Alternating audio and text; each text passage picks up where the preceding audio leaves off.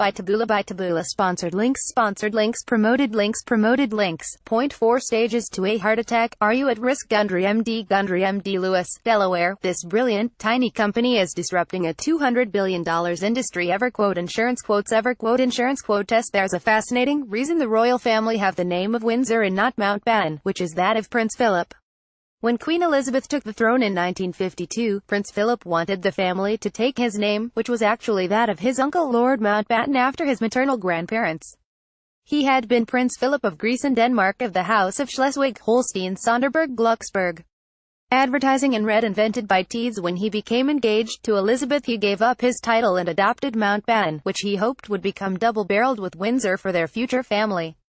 However, Prime Minister Winston Churchill felt very strongly that the royal name should remain Windsor and even insisted Parliament discuss the issue as a matter of urgency.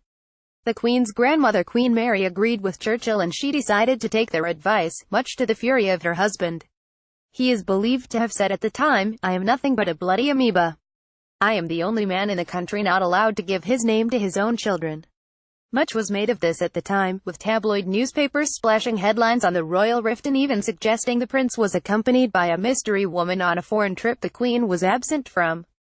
Royal biographer Sally Bedell-Smith suggested in her 2012 book, Elizabeth the Queen, that the name Roe was the reason there was a 10-year gap between the births of Princess Anne and Prince Edward.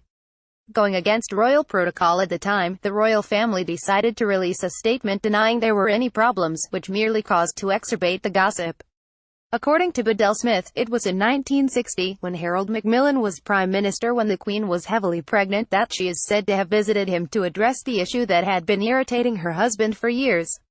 Macmillan wrote in his diary, "The Queen only wishes properly enough to do something to please her husband, with whom she is desperately in love. What upsets me, is the prince's almost brutal attitude to the Queen over all this." It was agreed that the royal family would continue to be called Windsor, but that any future grandchildren who were not in meters in direct succession to the throne, would take the name Mountbatten-Windsor. In a statement in February 1960, the Queen said she had this in mind for a long time and it is close to her heart. The Queen had waited until the death of her grandmother Queen Mary and the resignation of Churchill to make the announcement.